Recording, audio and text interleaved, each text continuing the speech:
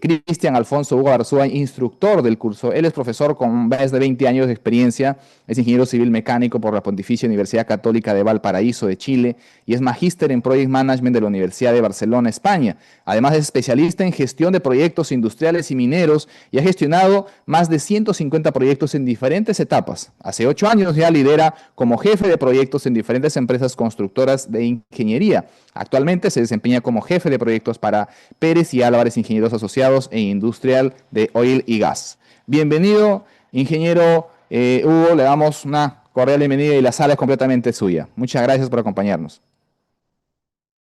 Muchas gracias, Freddy, por esa tremenda introducción.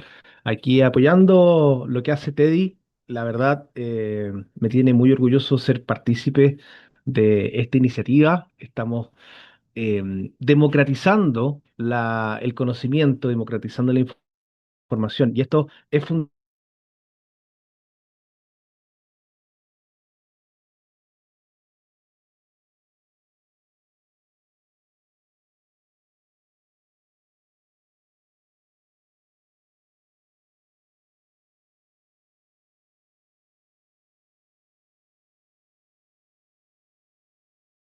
Algo que tú dijiste. Teddy es un ATP, es un Authorized Trading Partner, lo que significa que este curso en específico se alinea plenamente con lo que dicta el Project Management Institute.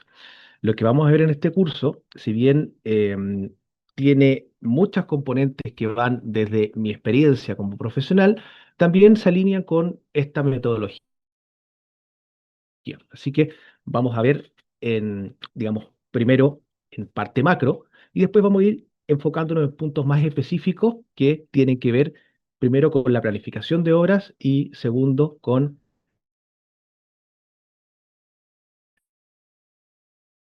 el... Para que arranquemos,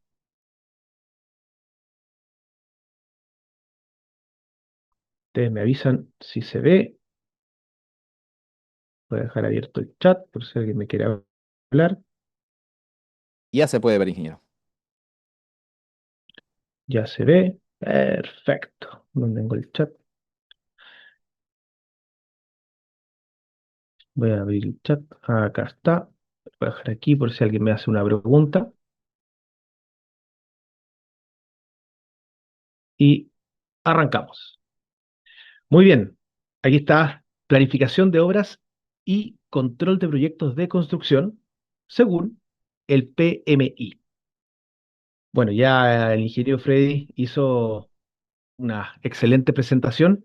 Efectivamente, me he dedicado gran parte de mi carrera a lo que es gestión de proyectos. He estado en proyectos del área energética, he estado en minería, he estado en papeleras, en proyectos mineros. Por lo tanto, he tenido muchas aventuras donde he aprendido varias cosas. Por lo tanto, hoy día estoy en una posición donde tengo que enseñar basado en el PMI. Y lo primero que les puedo decir que el PMI está absolutamente en lo correcto. De verdad, todo lo que ustedes van a aprender, que dice el PMI, ya sea en el PMBOK 7, en el PMBOK 6, algún curso que ustedes ven por ahí, es verdad. Doy fe, durante estos 20 años, muchas cosas que las he aprendido en el PMI se aplican y se aplican bien. Así que esto es algo que viene desde una fuente absolutamente confiable, está probado y reprobado, no reprobado de fallar, sino que reprobado de probado muchas veces, de que es algo que funciona. Por lo tanto, la invitación es que además de este curso, ustedes se puedan integrar al conocimiento del Project Management Institute y adquieran, ojalá en algún futuro cercano, alguna certificación del PMI. Bien, arranquemos entonces. Planificación y control de proyectos en la construcción. Primero, la planificación y el control de proyectos constituyen elementos cruciales para que un proyecto se pueda dirigir de manera exitosa, y no solo un proyecto, cualquier iniciativa. El- la planificación, ustedes se levantan en la mañana y si no planifican que van a tomar desayuno, se van a vestir, no va a funcionar. Por lo tanto, la planificación es fundamental para cualquier proyecto o empresa o situación que ustedes quieran. Y el control tiene que ver con qué tan bien lo estoy haciendo. Ustedes, por ejemplo, en la mañana se levantan, se lavan la cara, se peinan, se miran al espejo. Primer control, revisando que se haya ejecutado bien la tarea que habían planificado. De eso se trata, con planificación y control. En este curso vamos a ver sistemas de planificación específicos para los proyectos y también cómo controlar. Como les dije, todos estos conceptos son abordados ampliamente en los documentos como el PMBOK de la séptima edición, que es el que está vigente. Ahora viene una versión número 8, todavía no sale, pero actualmente estamos con la versión número 7 del PMBOK y tiene que ver con dos de los dominios principales del conocimiento. O sea, el PMBOK hoy día plantea 8, pero nosotros nos vamos a enfocar en este curso solamente en dos, que son los dominios del desempeño de la planificación y el desempeño de la medición. Ahí le puse que cumple funciones de control y evaluación. En el contexto de los proyectos, la correcta planificación constituye la base sólida para el éxito. Sin planificación no se puede tener éxito. Así de simple. Porque en gestión de proyectos, cuando uno no planifica y está eh, inventando sobre la marcha o el día a día, créanme que no va a funcionar porque, como yo digo, en proyectos uno tiene que estar delante de la curva de eventos. Significa que ustedes tienen que estar adelantados en lo que va a suceder y la única forma de adelantarse a la curva de eventos es estar bien planificado. En esta etapa de la planificación, ustedes, además de hacer todas las tareas, definen la estrategia. ¿Cómo lo van a hacer? El alcance, los recursos necesarios para la conformación del proyecto y las métricas por la cual van a controlar el proyecto que les permitan mantener siempre el rumbo hacia el destino. Por lo tanto, yo creo que este curso, y dentro de todos los ámbitos que es gestión de proyectos, la planificación y el control creo que es lo más importante. Y ahora vamos a ver por qué, por cómo se inicia el proyecto a través de una buena planificación.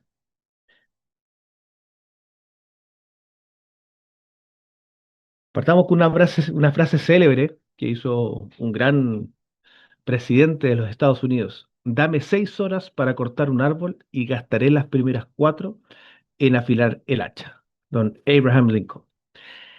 Esto, además de ser algo anecdótico, tiene mucho que ver con con este curso, lo que le vamos a hacer. Si tengo 6 horas para ejecutar un proyecto y me demoro 4 en hacer una buena planificación, no estoy perdiendo el tiempo, sino que estoy optimizando el trabajo final. Tenemos un objetivo, cortar un árbol. Tengo 6 horas. Puedo estar 6 horas machacando con un hacha sin filo y quizás lo logre, pero el esfuerzo que requiere eso es 4 horas más que si hubiese estado tranquilamente afilando el hacha y puede estar otra hora mirando dónde va a ser el corte y la última hora lo corta. Porque lo que tiene que ver con la planificación, además del uso de recursos, es la planificación y el uso eficiente de los recursos. En este caso, don Abraham nos enseña, con su frase célebre, de que hay que optimizar el trabajo. Por eso que la planificación es fundamental cuando inicia. Ángel nos dice, escuché 70% de planificación y 30% de ejecución.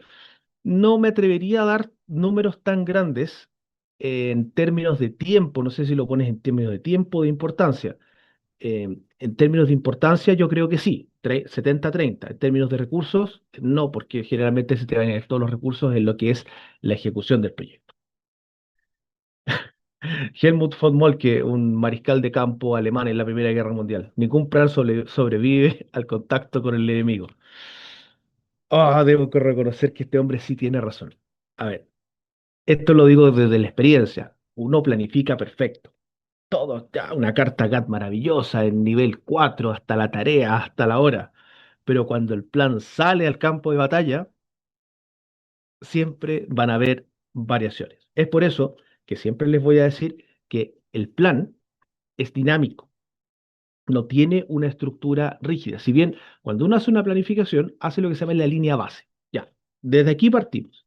Y después van surgiendo variaciones, y estas variaciones hay que atenderlas como corresponde. Gestión de cambio, control, ya sea tomando los resguardos, etcétera.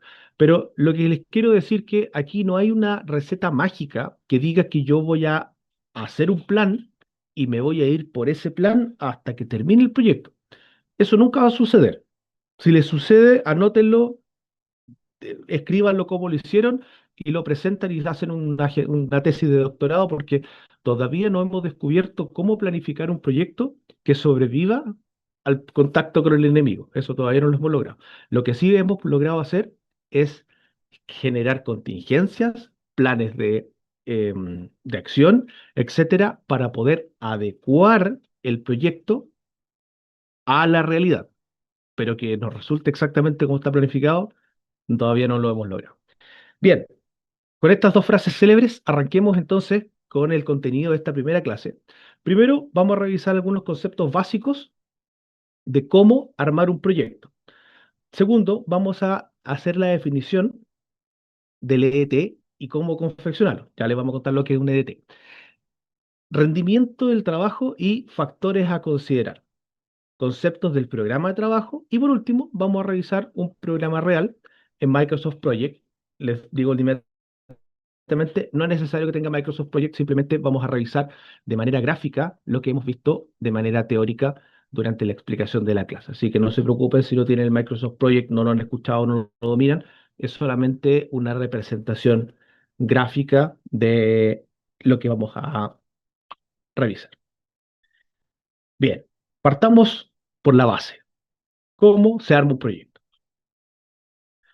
Lo primero, entender qué es un proyecto. Un proyecto siempre es un esfuerzo temporal para crear un producto, servicio o resultado único. Tiene un inicio y tiene un fin definidos con objetivos específicos y recursos limitados. Recursos limitados. Todos los proyectos tienen recursos limitados. Eh, Hay proyectos emblemáticos de la humanidad que tenían recursos infinitos, pero así todo eran proyectos de esfuerzos temporales. Yo siempre pongo el ejemplo de las pirámides de Egipto, que imagínense el ingeniero cuando le dice, oye, ingeniero, tienes que hacer 3 pirámides. Perfecto, ya, ¿cuál es el plazo? No hay plazo, demórate lo que quieras. Perfecto. ¿Y cuál es el tiempo? O sea, pero ¿cuál es el presupuesto? Da lo mismo. El presupuesto es infinito. Finalmente se demoró 110 años en hacer 3 pirámides y se gastó los recursos de toda una nación durante 100 años, pero lo logró. Incluso proyectos tan grandes, largos y costosos como ese tienen un presupuesto final. Maravilloso. Me dicen, oye, tienes que hacer un proyecto que tiene recursos infinitos. Bienaventurado ese ingeniero. Planificación. Es el proceso de definir el alcance, objetivos, actividades, recursos, cronogramas necesarios para completar el proyecto exitosamente. Y aquí donde ya se pone más específico. Planificar no es anotar en un cuaderno las cosas que tengo que hacer. No, esto tiene una metodología que hay que seguir y hay que tener todos los pasos para que la planificación sea eficaz. Si no, la verdad se va a ir, no, no, no les va a funcionar como corresponde. Entonces, para garantizar el éxito de un proyecto, hay que planificar de la forma correcta. Control, monitoreo continuo del progreso del proyecto, comparando el desempeño real con lo planificado, implementando acciones correctivas cuando sea necesario. Como dijo el mariscal de campo, es difícil, el contacto con el enemigo siempre va a hacer que el proyecto tenga variaciones. Por lo tanto, entender cuáles son estas variaciones es fundamental para poder tomar las decisiones lo más antes posible. Si uno toma las decisiones cuando ya el problema ocurrió, ya es tarde. Hay que tratar de tener las herramientas y los controles para tomar las decisiones lo más anticipado posible. Como dije al principio, estar delante de la curva de eventos antes que los eventos sucedan.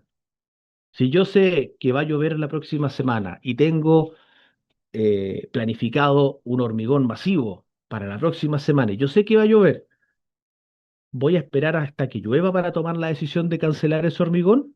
No. Tengo que tomar la decisión hoy día de que la semana subsiguiente no va a haber lluvia, entonces aplazar o, si sé que esta semana no llueve, adelantar el hormigonado para no tener un problema. Por eso les digo, tomar el control es adelantarse a la curva de eventos. Hay gente que planifica que va controlando el proyecto, como decimos, mirando por el espejo retrovisor, cómo va hacia atrás. Eso no funciona. No funciona. Generalmente eso lo hace uno estar detrás de la curva de eventos y hace que tenga que iterar muchísimo. EDT, estructura del glosario de trabajo, o en inglés WBS, Work Breakout Structure, que es lo mismo. Es una descomposición jerárquica del proyecto en partes cada vez más pequeñas y manejables, hasta llegar a paquetes de trabajo que se pueden estimar, planificar, asignar y controlar. Ejemplo, vamos a construir una casa. Tremendo proyecto. Luego esa casa, no puedo decir, me voy a gastar $100.000 en construirla. No. Cimientos de la casa. Y separo. Ya que tengo una tarea. Me voy a gastar $100.000, o sea, $50.000 en los cimientos. No, no es tan simple. Excavación, enferradura, hormigones. Y vamos desglosando las tareas jerárquicamente del proyecto en partes cada vez más pequeñas. Y vamos a terminar en 50 metros de excavación, 100 metros cuadrados de sello de fundación, 20 metros cuadrados de cúbicos, perdón, de relleno estabilizado, etcétera. Donde finalmente vamos a dividir el proyecto en una descomposición que podamos estimar y planificar de manera unitaria y asignarle recursos. Carta Gantt. Carta Gantt es la herramienta que usamos los ingenieros de proyecto, que es la planificación, es una forma gráfica de poner el proyecto en perspectiva en función del tiempo. La carta Gantt tiene una composición, que ya la vamos a ver más adelante, que está en función del tiempo y de las actividades. Y generalmente esta carta Gantt conversa directamente con el EET. Van a ver que una vez que ustedes logren hacer el EET, la carta Gantt sale casi automática. KPI de proyectos. El KPI de proyectos me pregunta si el EDT, excelente pregunta, si el EDT podría conocerse como itemizado. Sí y no. Y ya vamos a ver por qué. Porque el EDT son tareas, solamente tareas. El itemizado tiene componentes de materiales. Por lo tanto, no puedo planificar el estado de los materiales. Puedo planificar la llegada de los materiales, pero no puedo planificar los materiales. Por lo tanto, la gran diferencia entre un EDT y un itemizado es que el EDT solo constituye tareas. Estamos hablando de los KPI, es una medida cuantificable que permite evaluar que también están funcionando los proyectos respecto al objetivo. Y tenemos dos KPI que son importantísimos. O sea, estos KPI, si ustedes no los tienen en su proyecto, no funcionan. Tienen que tenerlos. Uno es medir con respecto al programa, cómo voy respecto al tiempo y cómo voy con respecto al presupuesto. Como les dije, perdón, no lo dije aquí, lo dije en otro curso, todos los proyectos tienen una triple restricción que hoy día se amplía a una cuarta restricción. Costo, plazo, alcance y calidad. Esos son los cuatro ítems que están siempre en un proyecto. Por lo tanto, controlar costo y plazo es fundamental. Recomiendo también controlar alcance y calidad, pero por lo básico, siempre costo y plazo. Bien, un proyecto tiene 5 pasos fundamentales.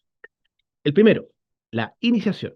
Cuando parte el proyecto, definición del proyecto, objetivos y autorización formal. Vale decir, que el cliente les diga, mira, quiero construir una casa que tenga 2 pisos, Y tengo aquí la autorización de construcción y tengo todo y sentémonos que vamos a iniciar el proyecto. Se firma el acta, le adjudican el proyecto, todos felices, se van a tomar un café,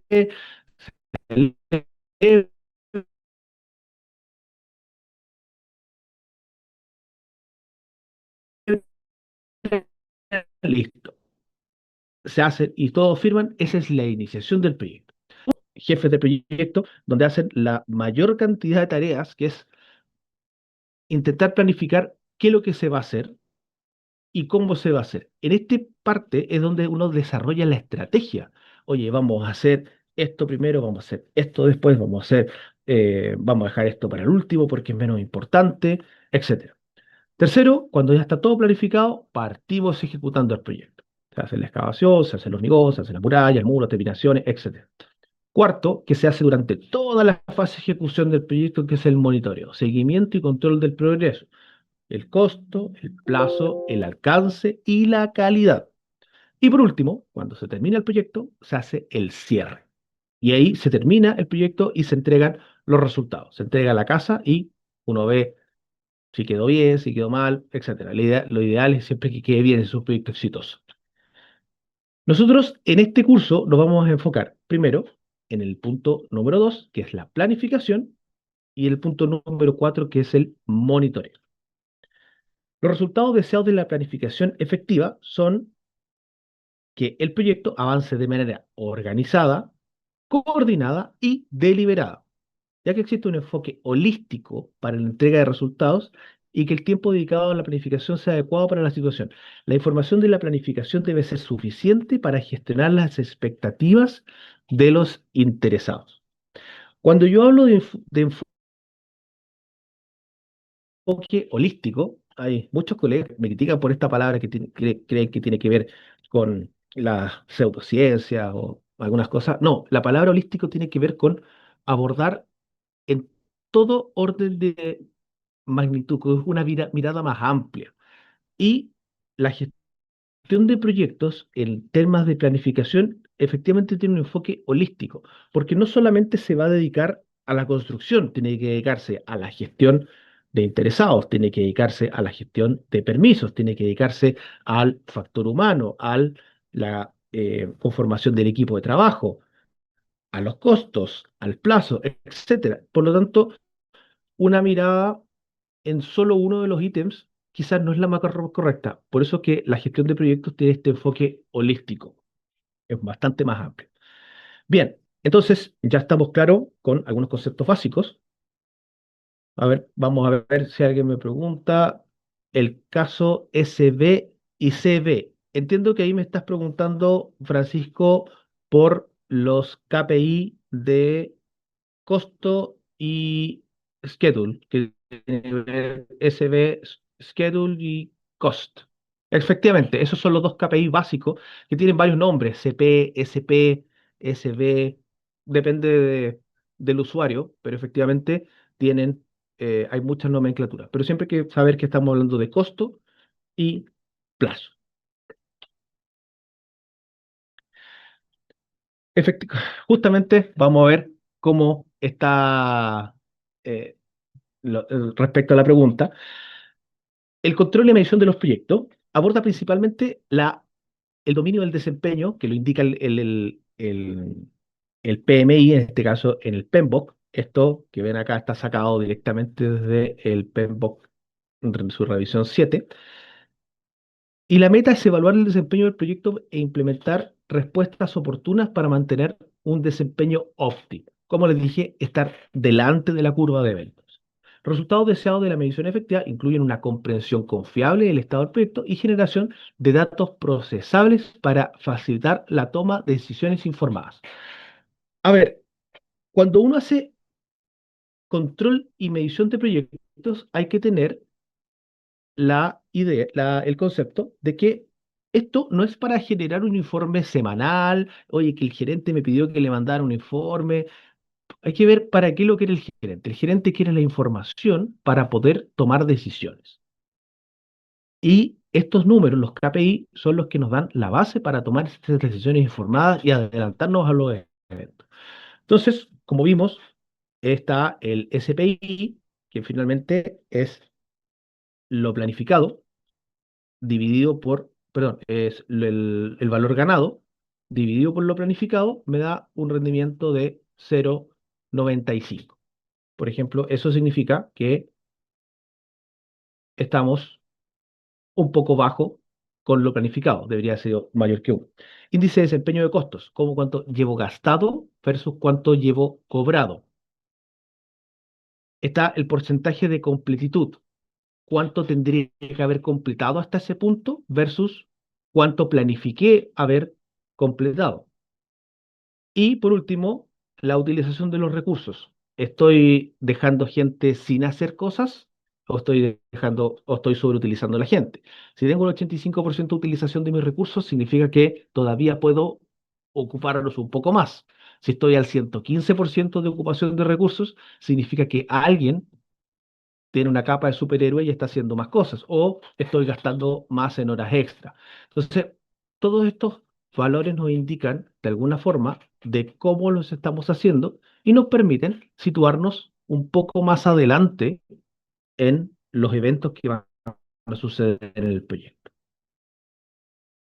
Bien, vamos a hacer algún par de preguntas si es que alguna para seguir adelante, si es que hay algún tema de concepto, si no, vamos adelante y seguimos con la definición del EET. La descomposición jerárquica del proyecto en partes cada vez más pequeñas y estimables para llegar a paquetes de trabajo que se puedan estimar, planificar, asignar y controlar. Eso es súper importante, el control. En palabras simples, la conformación del EET significa desarmar el proyecto en piezas, igual como cuando se desarma un motor, pero esta vez sin que van sobre los tornillos, sino que vamos a ir acercándonos cada vez más al qué se debe entregar, no cómo vamos a hacer las cosas. Por eso que el EET tiene esta composición que tiene mucho que ver con el entregable final del proyecto, tiene que ver con el alcance. Porque cuando uno tiene el alcance claro, el EET es bastante más sencillo. Y vamos a revisar por qué digo eso. Cuando uno desglosa el trabajo, primero toma el título del proyecto. Ok, en este caso, vamos a hacer un ejemplo, vamos a construir un puente. Entonces, construcción de puente. Vamos a después ver cuáles son los entregables. El puente tiene dos principales conceptos. Primero vamos a hacer las obras civiles y segundo vamos a hacer las obras viales. Perfecto. Separamos estos grandes conceptos y ya tenemos obras civiles, obras viales. Tercero, el paquete de trabajo. Las obras civiles las dividimos en excavaciones, en hormigones y en ferradura, por ejemplo. Y así sucesivamente. Y después las excavaciones, podemos hacer excavación en tierra, excavación en roca, fundación, perdón, hincado de pilotes, etcétera. Lo que ustedes quieran. Entonces, como ven, esta estructura de desglose del trabajo va hasta un nivel donde la actividad la podamos nombrar y decir ya, esta actividad se demora tantos días y cuesta tanto dinero. Y de esa manera ya tenemos la estructura de desglose donde ya podemos empezar a planificar y asignarles tiempos de duración, recursos y principalmente y asignarle una secuencia lógica de ejecución del trabajo. Los beneficios que tiene esto es una organización clara del trabajo, sabemos el qué tenemos que hacer, y eso es súper importante en un proyecto, porque es el listado de tareas que hay que completar para terminar el alcance que está designado en el proyecto. Mejor estimación de tiempo. Entre más fino se hace la ET, más fácil es estimar los tiempos. Asignación de responsabilidades. Muy sencillo, cuando está todo disgregado, yo digo ya, el equipo esto, hace esto otro, me da incluso la capacidad de poner a trabajar equipos en paralelo, porque como sé todo lo que hay que hacer y lo tengo perfectamente distribuido, puedo asignar recursos diferenciadamente. Control y seguimiento efectivo. el que mucho abarca, poco aprieta. Cuando hay un tremendo entregable, una tremenda tarea, por ejemplo, digamos, excavaciones, que no tiene nada, ¿cómo lo controlo? Porque generalmente vamos a excavar una zona, después otra, y cómo le asigno una ponderación a eso. Es difícil. Por lo tanto, tiene que tener una estructura que sea más chiquitita y sea, digamos, más manejable. Entonces, esa es la recomendación, tener estructuras que sean manejables en el tiempo. Pasos para crear tu ET. Primero, como dijimos, define tu objetivo. Identifica las fases principales. Desglosa las tareas específicas, asigna tiempos, responsabilidades, exporta y comparte. ¿Y por qué puse lo último? Exporta y comparte. El EDT es de conocimiento público. Todo el mundo debe conocer el EDT, porque de esa manera ustedes, todo el equipo de trabajo va a estar involucrado y saben exactamente qué es lo que tienen que hacer.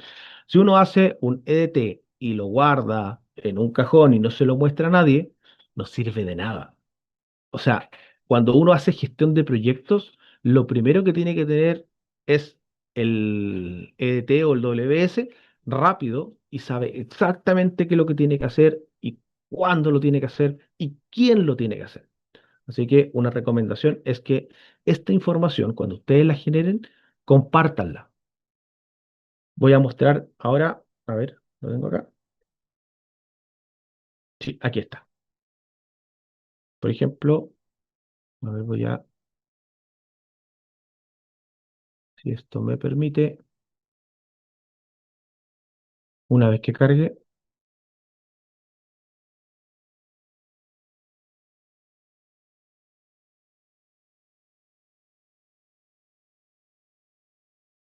pero me puedo cambiar de... Ah, ya, ya lo... Esto es muy sencillo, es lo mismo que le estaba diciendo recién, que tiene que ver con el EET, que yo aquí hice, por ejemplo, una construcción de un puente carretero, donde definí tres niveles de tareas: ingeniería de planificación, obras preliminares, cimentaciones, estructura de soporte del puente, superestructura de rodadura, obras complementarias y pruebas e inspecciones de entrega. Entonces, este DT, luego, cada una de estas tareas la fui abriendo en tareas más pequeñas: estudios topográficos, estudios geotécnicos, diseño estructural, permisos y aprobaciones, plan de seguridad y gestión ambiental. Ahora, todas estas cosas las podemos seguir abriendo y yo recomendaría que por lo menos cuando uno hace, llegue hasta un nivel 4. Por ejemplo, licitación del servicio, revisión de ofertas, adjudicación de la empresa, em, llegada a terreno, etcétera. Entonces, de esa manera, si uno logra abrir más la EDT, ¿qué es lo que va a pasar? La licitación de la oferta. Le podemos asignar una fecha. Oye, vamos a hacer la licitación de oferta el 15 de diciembre.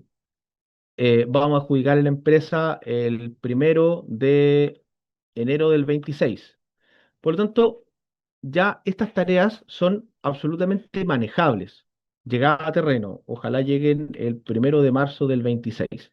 Entonces, estas tareas ya le puedo asignar valores de duración y puedo incluso designar parte de mi equipo. Oye, Juan, por favor, tú dedícate a hacer las bases y sal a licitar el servicio.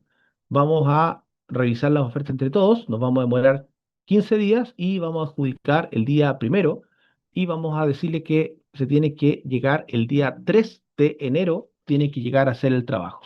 Por lo tanto, esto es lo que les quiero decir cuando uno planifica el proyecto en varios niveles. Primero, ponemos el título.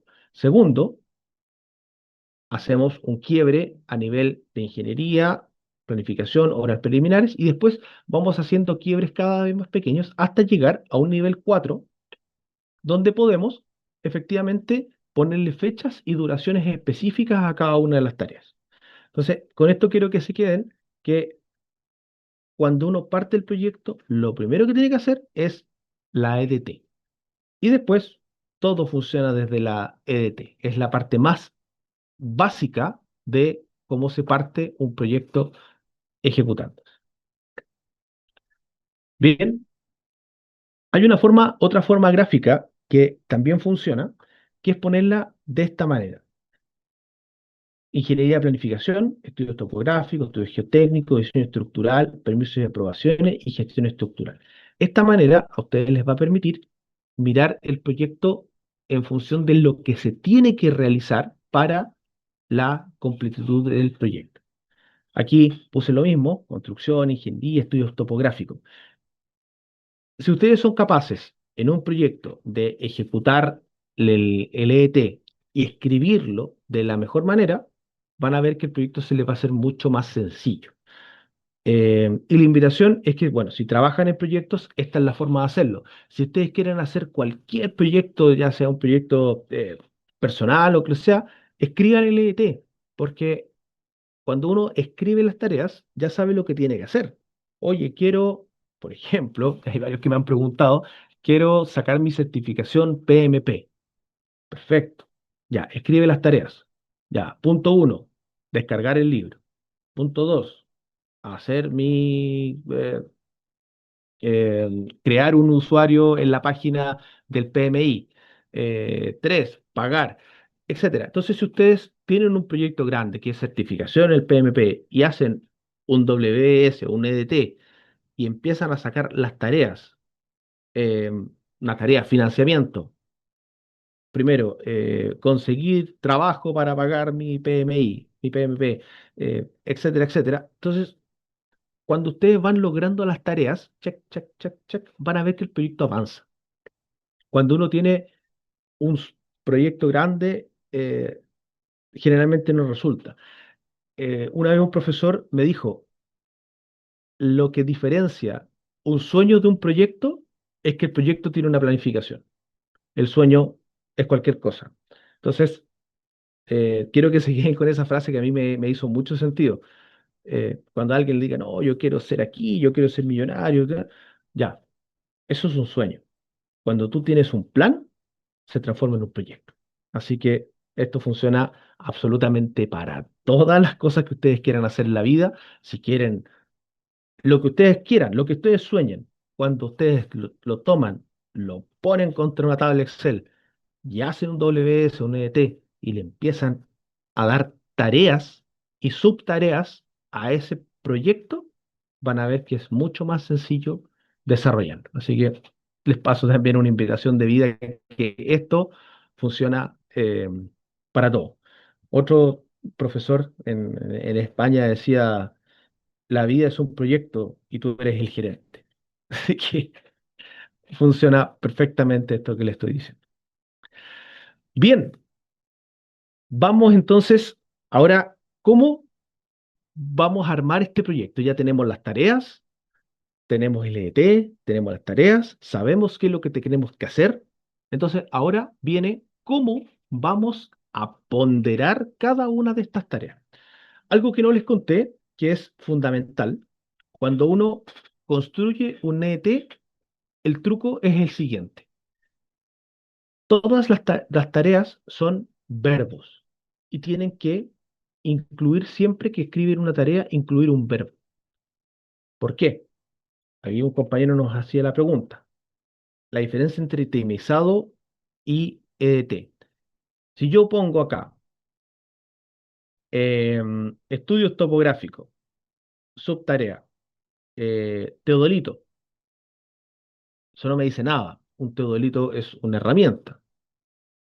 ¿Cuánto tiempo le asigno al teodolito? No le puedo asignar nada, por no entiendo. Comprar teodolito, perfecto, comprar teodolito, eso es una tarea. Entonces, tengan cuidado que el ET tiene que autodefinirse por sí solo. O sea, la tarea que ustedes coloquen debe ser absolutamente autodefinida, sin ir a interpretaciones a otro lado. Estudios topográficos. ¿Qué significa? Que alguien tiene que realizar un estudio topográfico. No es contratar una topografía, comprar un teodolito, etcétera. No, es un estudio topográfico. Por lo tanto, a lo que me refiero es que siempre que hagan el ET, pónganle un verbo. No se les ocurra poner una cosa que no tenga verbo, que no se autodefina, porque de esa manera el ET entra en interpretaciones, que es algo que no queremos, porque esto tiene que poder interpretarlo cualquier persona del equipo, incluso también fuera del equipo. Así que la recomendación es que siempre la LET incluya verbos, que esas son las tareas realizables y cuantificables en un tiempo determinado por una persona o recurso determinado. Bien, cuando está claro qué es lo que tenemos que hacer, cuál es el verbo, la acción, empezamos ya a definir cuáles son los rendimientos de trabajo y los factores. El desempeño y rendimiento del trabajo se refiere a la ejecución eficiente y efectiva del proyecto. Los dominios de desempeño del proyecto representan un sistema de capacidad de gestión interactiva para lograr resultados deseados. Cuando uno habla de eficiencia, tiene que ver con el uso de recursos, pero cuando habla de eficacia, es hacerlo a la primera. Porque efectivamente uno puede ser eficiente en su trabajo. Oye, yo soy súper bueno para hacer hoyos con la pala. Puedo yo solito excavar casi 2 metros cúbicos por hora. Y mis compañeros, con suerte, pueden hacer uno. O sea, alguien puede decir que yo soy súper eficiente. Efectivamente, porque tengo el doble rendimiento que mis compañeros. El único problema es que yo me equivoco dónde hacer el hoyo y muchas veces lo hago mal y tengo que taparlo y volver a excavar. Entonces, ¿soy eficiente? Súper eficiente. Me demoro nada en hacer una excavación, pero soy muy poco eficaz porque nunca lo he hecho y generalmente lo tengo que hacer 2 veces. Entonces, hay una diferencia brutal entre lo que es eficiencia y eficacia. Usted puede tener el auto más eficiente del mundo, pero si se pierde, no es eficaz. Entonces, los proyectos tienen que ser eficientes y eficaces, sin el uno y lo otro.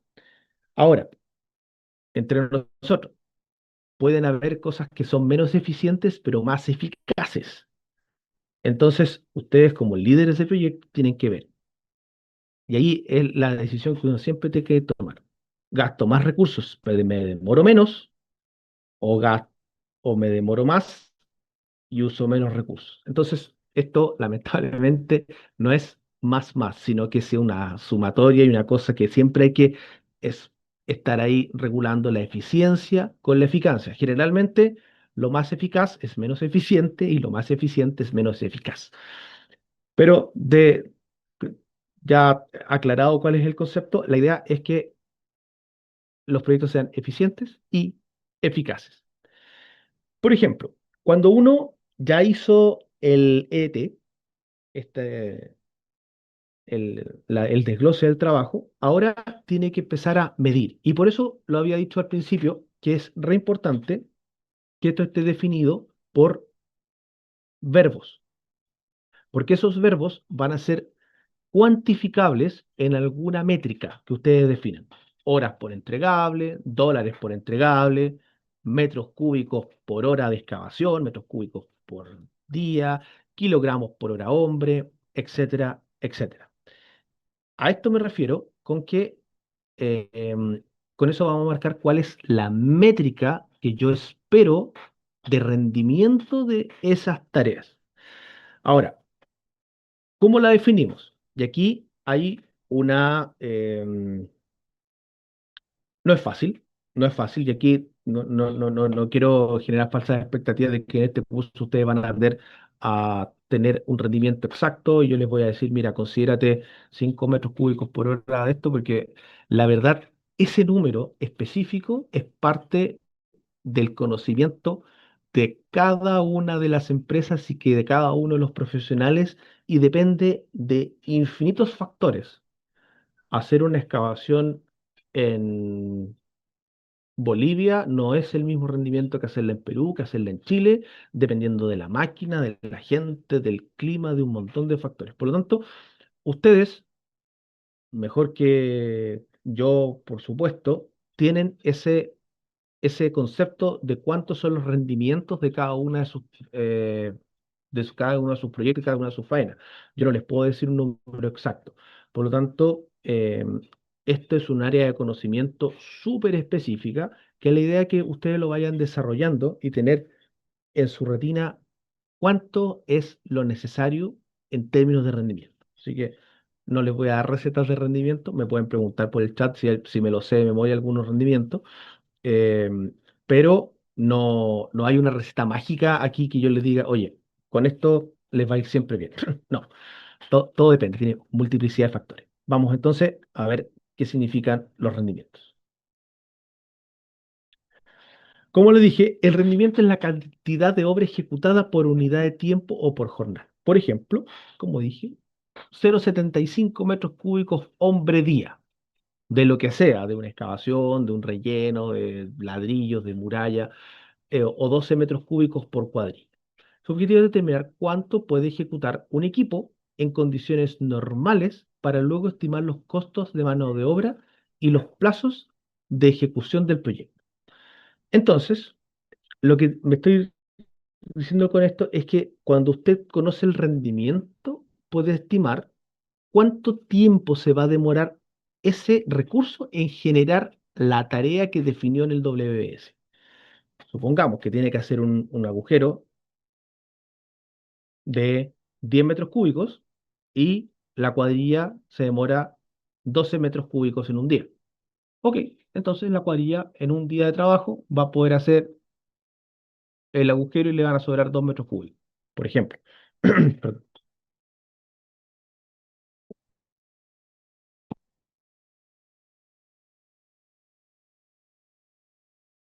Entonces es absolutamente necesario que ustedes conozcan los verdaderos rendimientos para poder empezar ya a asignarle recursos y tiempos de duración a cada una de las tareas.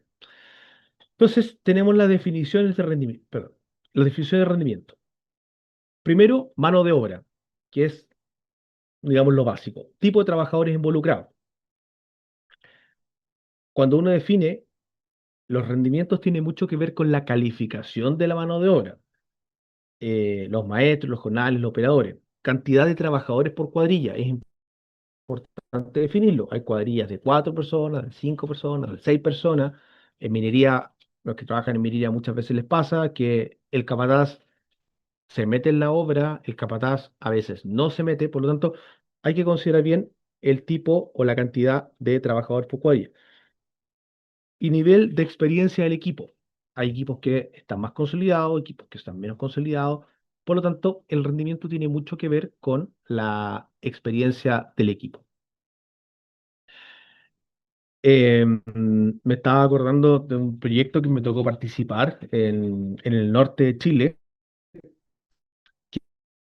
que tenía que casi con la frontera con Bolivia, hasta Calama, desde una planta geotérmica.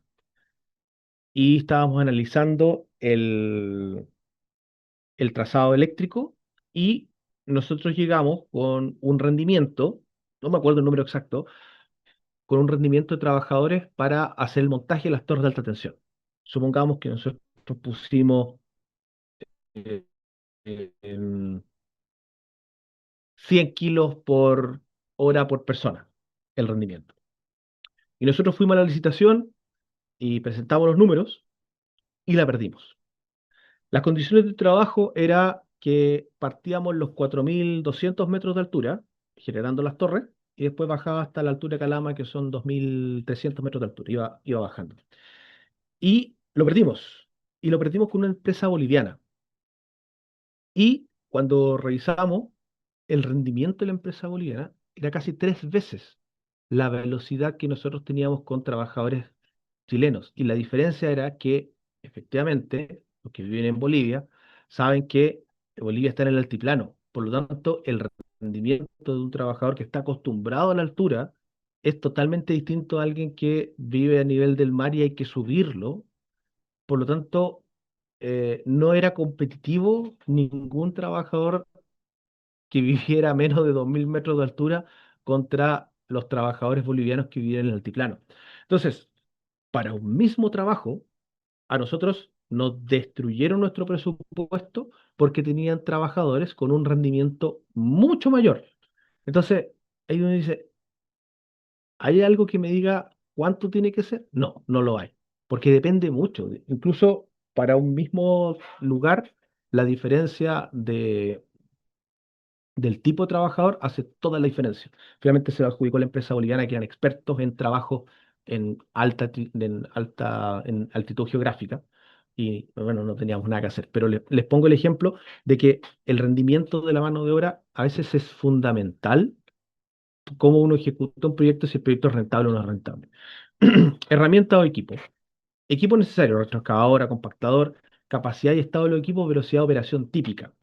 Depende del operador, del tipo de máquina, del tamaño del balde, de el, si es más nueva, más vieja, etcétera. Materiales, tipo y calidad de material, distancia de transporte, facilidad para manipularlo o colocarlo. Hemos hablado varias veces del hormigón. Los que saben de construcción saben que hay hormigones que tienen un curado más rápido, los puedo cargar antes, se puede poner acelerante, pero eso significa que es más caro. La distancia que está la planta de procesamiento de hormigón al punto, facilidad para manipularlo, colocarlo. Muchas veces mm, cuando uno tiene un hormigón con un secado rápido, hay que trabajarlo a una velocidad rápida porque si no se empieza a endurecer antes de poder hacer cubrir el moldaje que uno está haciendo. Por lo tanto, aquí hay varios factores que se involucran también en el rendimiento y es necesario tenerlo siempre en consideración cómo uno va a especificar. Pasa mucho que cuando uno eh, hace obras, sobre todo con obras civiles, y tiene que especificar hasta cuándo voy a poder hacer la fase siguiente, la consideración del tiempo curado de hormigón es fundamental. Cuando uno está haciendo un edificio y tiene que hacer un piso por semana, la determinación del hormigón que vamos a usar es fundamental para establecer que tengamos el curado suficiente para poder cargar el nivel superior. Entonces, todos estos temas van finalmente a cómo se va a armar el programa. Condiciones de trabajo, accesibilidad al frente de trabajo. Esto es típico. Aquí los que trabajan en minería saben que muchas veces los rendimientos y accesibilidad al frente de trabajo son malos. Pasa hoy día en las mineras de gran altitud que tienen factores de producción de 4 horas diarias, 5 horas diarias máximo, porque los tiempos de traslado desde el campamento hasta el frente son muy largos, por lo tanto, las condiciones de trabajo, de accesibilidad son determinantes. Me tocó el otro día, estaba revisando un proyecto y le pusimos un factor de productividad, que alguien me preguntó por ahí qué es lo que era el factor de productividad. Factor de productividad es cuánto produce realmente un trabajador, en este caso, eh, perdón, cuánto tiene que trabajar para producir una hora. O sea, una hora de trabajo, cuántas horas tiempo de verdad. Y lo general que uno considera en minería es dos, o sea, significa que cada 2 horas reales de tiempo trabaja una, o sea, significa que el día de 10 horas trabaja 5. Finalmente, el mandante nos dijo que pusiéramos un factor de 3. O sea, significa que por cada 3 horas de trabajo producía una. Y yo quedé espantado y después me explicaron el por qué. Charla de 5 minutos, demora 45, que el desayuno, que se retiran media hora antes para almorzar, llegan media hora después, tienen que hacer el chequeo de los elementos de protección personal y el rendimiento, exactamente, ahí dice Ronald Rubilar, ese es el PF. Rendimiento es pésimo. Y eso tiene que ver con interferencias, condiciones de la faena, muchas veces que, de aquí les hago un, un paréntesis. tengan mucho cuidado cuando ustedes van a hacer un presupuesto donde la faena es complicada, vale decir minería, oil and gas, donde tienes estándares de seguridad muy altos, y me voy a colgar de lo que dice aquí Ronald Rubilar, porque, oye, digo, no, si mis gentes son súper rápidas, se demoran, tienen un rendimiento maravilloso, y no, pero aquí justamente no tiene que ver con el rendimiento que tenga el trabajador específico. El punto A tiene que ver con las condiciones de trabajo que pone el mandante. Y ustedes van con un PF bajo y resulta que se pillan que tienen que hacer muchas cosas en terreno y no tienen tiempo y no pueden avanzar. Entonces, tengan mucho cuidado cuando ustedes piden el PF, que es el factor de producción, cómo lo colocan, porque les puede pasar, ojalá no les suceda, que consideran un PF bajo y llegan a la condición de terreno y no pueden ajustar y se demoran muchísimo más. Y lamentablemente, cuando uno tira un presupuesto, una programa dice que se va a demorar 2 meses y efectivamente se demora 4 meses, 6 meses, porque el factor de producción era peor, créanme que nadie les va a pagar esa pérdida de rendimiento. Así que tengan mucho cuidado cuando uno hace el, el presupuesto, tengan, y yo creo que aquí las condiciones de trabajo es fundamental cuando uno indica cuál es el factor de producción. Así que ojo con eso, tengan cuidado, no se confíen. Si su presupuesto le está dando muy bueno en términos de eficiencia, ojo, vean quién es su mandante. Efectivamente, ahí dice, se miden HH gastadas y HH ganadas. Justamente, ese es el factor de producción, pero en este caso, más que control, hay que planificarlo de forma adelantada porque estamos construyendo el ET para hacer el presupuesto de cuánto se va a demorar el proyecto. Y productividad real versus teórica, rendimiento teórico, ideal sin pérdidas, y rendimiento real. Incluye pérdidas, organización, espera, lo que habíamos dicho del PF, que es fundamental considerarlo de manera correcta para no cometer errores que al final cuestan muy caro. O sea, en faena, mantener eh, mantener el equipo de trabajo, las cuadrillas, más tiempo por el mismo alcance es carísimo. Por eso quiebran las empresas. Las empresas no quiebran ni por el alcance, no quiebran por los costos de construcción, quiebran porque se demoran más de lo que deberían haberse demorado, y pagar 1 o 2 meses más de sueldo por el mismo precio, efectivamente los puede llevar a la quiebra. Así que aquí este dato para la vida. Ojo con el factor de producción real que se van a encontrar en terreno. Bien, lo digo así porque yo estuve en una empresa que quebró porque no le ajustamos al valor del PF y el proyecto se alargó un par de meses más, no nos dio la caja y tuvimos que quebrar. Se lo digo desde la experiencia propia. Calcular mal un PF te puede llevar a la quiebra. Entonces, lo digo con propiedad. Así que tengan cuidado cuando uno calcula el factor de producción, porque los clientes generalmente son los que retrasan el- la producción real. Bien, y la definición del rendimiento es la cantidad de obra versus el tiempo efectivo de trabajo.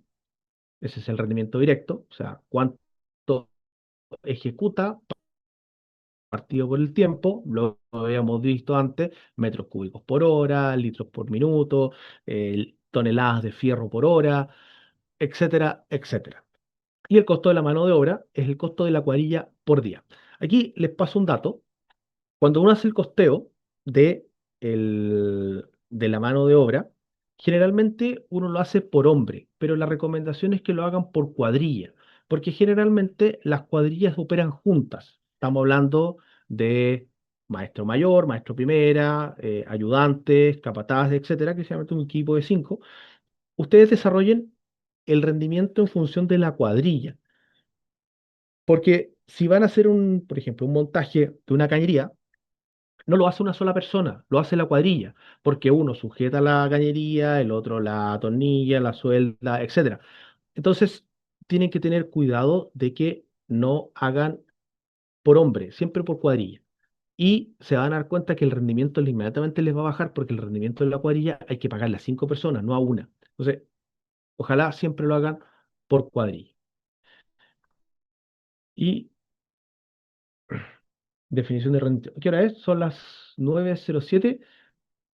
Voy a dar, ingeniero, voy a dar un tiempo para resolver algunas preguntas y seguimos, hagamos un break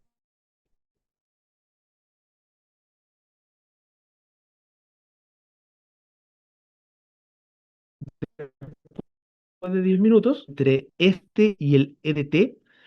Em, la planificación del recurso indirecto, sí, efectivamente, tú tienes que, cuando haces el EDT, debes considerar una tarea de recurso indirecto como una tarea específica, adicional. Y a esa tú le haces un quiebre y le pones el recurso indirecto. Administración de proyecto, logística, campamento, movilización, etcétera. Y al asignarle tareas, le puedes asignar recursos. Pero después dejas especificado que es indirecto. Por ejemplo, déjame ver si lo hice acá.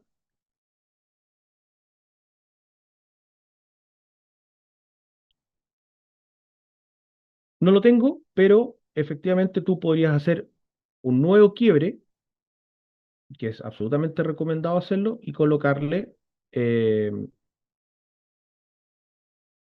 horas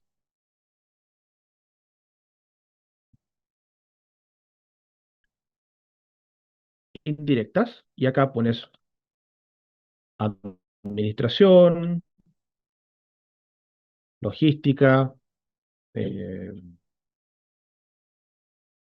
campamento, etcétera. Efectivamente, tienes que hacerlo de manera que puedas costear y ponerlo dentro del programa también la administración y el costo indirecto.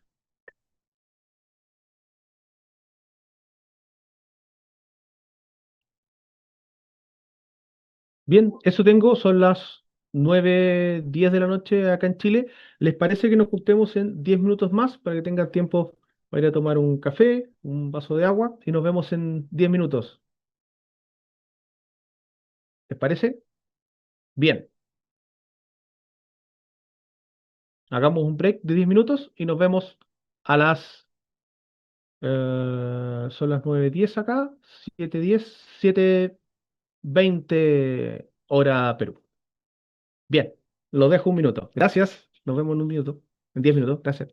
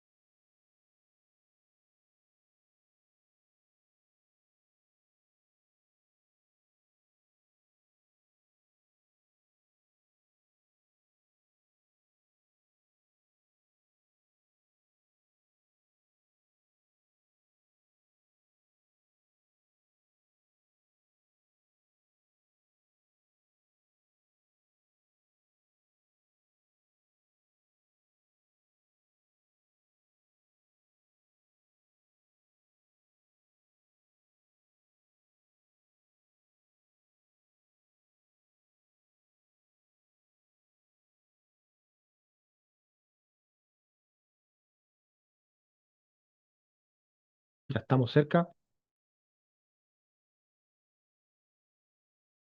Preguntaban antes de ir al break si existía alguna definición escrita, cómo explicar los porcentajes del cronograma, recursos, rendimientos, costos. Existen software, efectivamente, existen software de planificación de construcción donde tienen una base de datos bastante amplia con respecto a los rendimientos. Me ha tocado trabajar alguna vez con ese tipo de software y te pueden dar una, digamos, una aproximación bastante cercana, y sobre todo que son software que se alimentan con mucho conocimiento y con mucha base de datos. Entonces tienen una base de datos ya histórica. No es que a alguien se le ocurrió ponerle un cierto rendimiento, sino que tiene una base histórica donde les permite, em, para la clase de mañana, voy a anotar acá, te voy a decir cuál es el software de construcción que tiene esas características. No me acuerdo pero he trabajado en empresas constructoras que lo tienen y sacan los rendimientos rápidamente. Y como te decía, pueden generar una base de datos que les permite ir iterando y mejorando su conocimiento de construcción. Dolphin Express, me parece que ese es uno que tiene esa característica. Primavera no, el Presto, ese era el software que ver, el Presto. Efectivamente, Presto tiene esa característica de que te puedes dar los rendimientos. Primavera no, Primavera es un software de planificación, es como MS Project, que no te da los rendimientos, pero Presto, sí, yo lo he usado, he trabajado en empresas que usan Presto y claro, tiene los rendimientos bastante finos.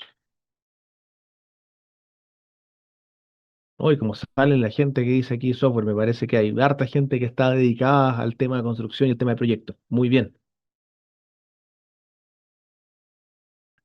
Miría un sistema de trabajo atípico, por ejemplo, 4 por 7, 20 por 10. En esos casos se considera una cuadrilla doble para cubrir los días libres. Ya, me voy a quedar con la pregunta de Saúl Quispe y vamos a continuar. Esta pregunta que hace Saúl es súper interesante porque tiene que ver, voy a compartir pantalla,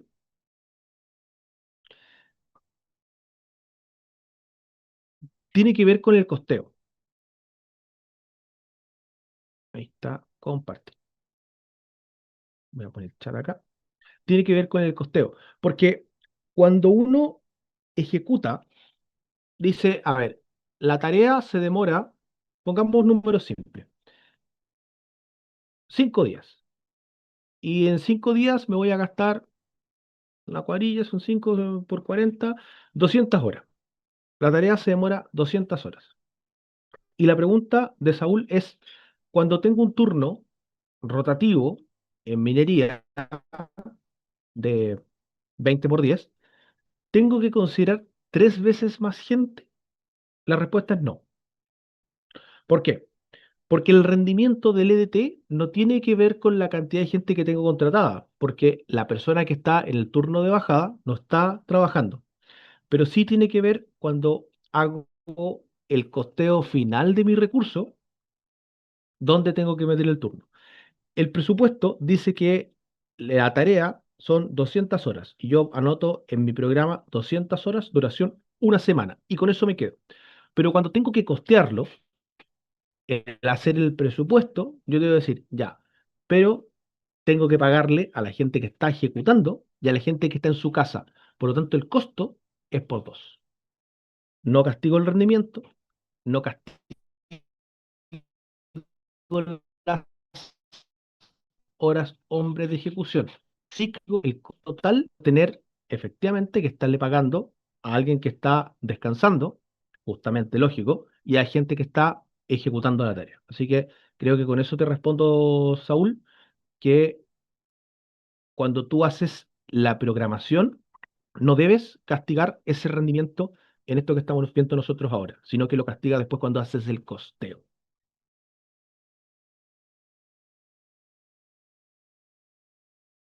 Bien,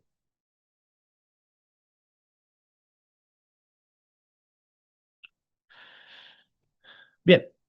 Como estábamos viendo, la definición de los rendimientos,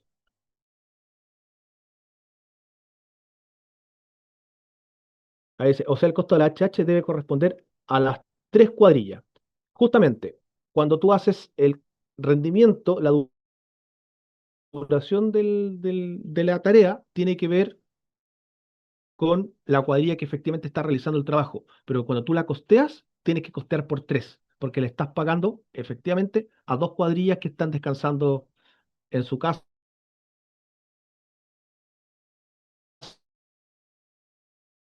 y a la que está ejecutando con retroexcavadora. Entonces, tenemos que el equipo tiene un balde de 0,8 metros cúbicos, condiciones de suelo blando, buena accesibilidad, carga promedio 40 segundos entre la palada y coeficiente operativa 70%, entre pausa, maniobra, espera, que toma agua. Entonces, hacemos un rápido cálculo de producción por ciclo, 0,8 metros cúbicos, ciclos por hora, 3.600 segundos, dividido por 40, tiene 90 ciclos por hora, producción teórica, teórica, producción real. Lo vamos a castigar un 30%, 50,4 metros cúbicos por hora. Rendimiento típico reportado, 50 metros cúbicos hora. Por lo tanto, el rendimiento de esa máquina es 50 metros cúbicos por hora. Entonces, ¿qué es lo que pasa?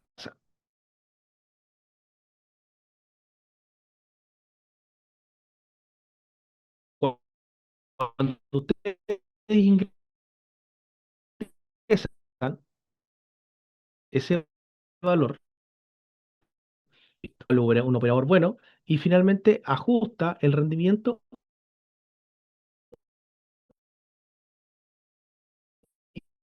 y ese es el rendimiento final que tienen que otorgarle a la máquina. Cuando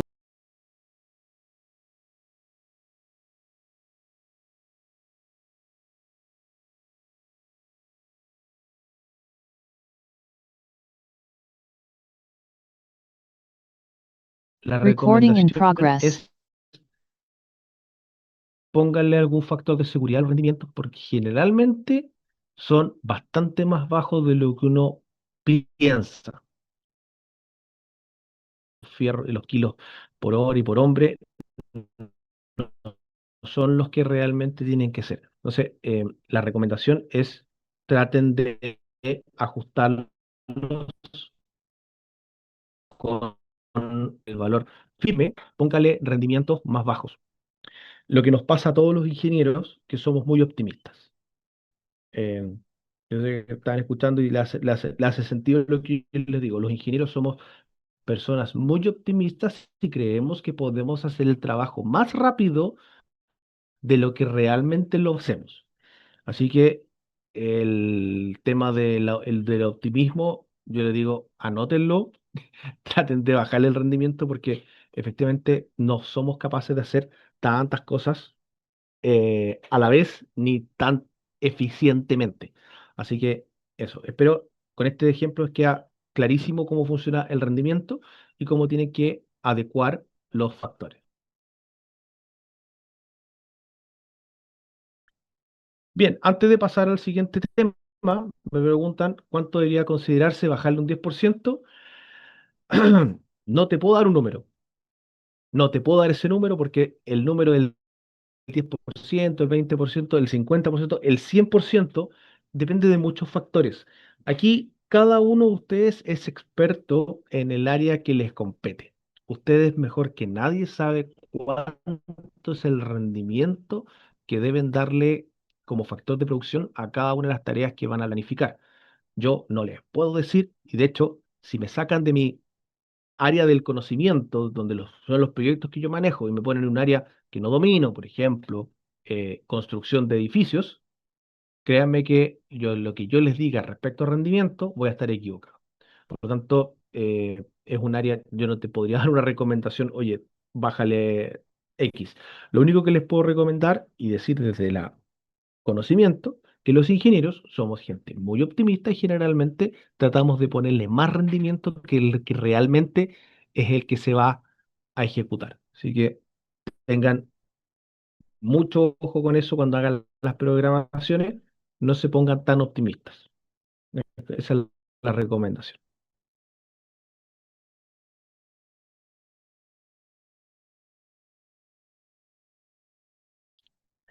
Bien, cuando ya hicimos la ET y tenemos ya todo este listado, que pueden ser cientos, miles de partidas, me ha tocado ver proyectos de más de 5.000 partidas. Efectivamente se pueden ver cuando son proyectos de 100.000, 150.000 horas, hombre, trabajadas. Me ha tocado liderar después de 155.000 horas hombre. Miles de partidas, casi 3.500 partidas. Entonces, em, la única forma de poder manejar toda esta cantidad de partidas es tener algo gráfico, algo que a uno lo pueda mirar y sepa dónde está parado y qué es lo que viene y qué es lo que sigue después y dónde estamos parados en este universo temporal. Por lo tanto, el concepto de trabajar en una carta Gantt, que es una representación gráfica de las duraciones de las tareas del ET, es lo que permite ordenar, visualizar y controlar cómo avanza el proyecto en el tiempo. Lo primero, actividades. Son las tareas del proyecto, cada una representada por una barra horizontal. Esto ya lo vimos antes, el ET, tenemos las tareas, pero ahora están representadas como una barrita horizontal dentro de esta línea de tiempo. Duración. ¿Cuánto dura, cuánto tiempo toma ejecutar una actividad? Se miden días, semanas, meses, horas, minutos, dependiendo de cuál es la resolución que uno le quiera dar a la duración. Generalmente se planifica por días, también se puede hacer en semanas, pero lo normal es planificar por días. Fechas de inicio y fechas de término. La carta Gantt, las actividades tiene que tener una condición de cuándo parte y cuándo termina. Las tareas no son cosas etéreas que, no, como igual que un proyecto. Deben, como vimos anteriormente en la primera lámina, el proyecto es algo definido, que tiene un alcance definido y, y tiene una duración terminada, tiene un comienzo y tiene un final. Forma cuando se inicia y cuando se termina. Entonces, las actividades se inician con un inicio temprano, inicio programado, término temprano y término programado. ¿A qué me refiero? Yo digo cuando hago la planificación, digo cuándo va a partir. Pero a la vez que voy avanzando, digo, ya, voy a programar que voy a poder iniciar en tal parte. Puedo iniciar antes o puedo iniciar después. Depende de si el programa está adelantado o el programa está impactado. Y secuencias o dependencias. Ahora viene la parte fina de cómo se desarrolla un programa de trabajo. Tenemos la clásica, que es como se definen, fin, inicio. Cuando una tarea termina, parte la otra. Ejemplo clásico, una excavación con un hormigonado. Primero hago la excavación, después hago el hormigonado. ¿Se puede hacer al revés? No, queda la escoba. No sirve. El hormigón y después hago la excavación, no se puede. Por lo tanto, son inamovibles y generalmente este fin inicio habla de tareas dependientes. Vale decir que la tarea que sigue depende de la completitud de la primera. Inicio, inicio. Dos tareas parten al mismo tiempo. Por ejemplo, podemos iniciar los trabajos una vez que iniciemos el trámite en la municipalidad o la dirección de obra, me permite que al iniciar ese trámite puedo partir la obra. Sin necesidad de tener el resultado, puedo partir. Eso es un inicio. Generalmente habla de actividades que no son independientes, que tienen en fin, que dos actividades tienen que terminar al mismo tiempo.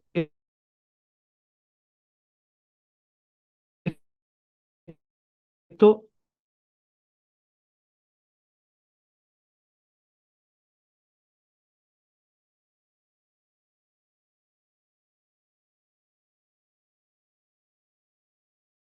uno lo planifica, sobre todo, digo que esas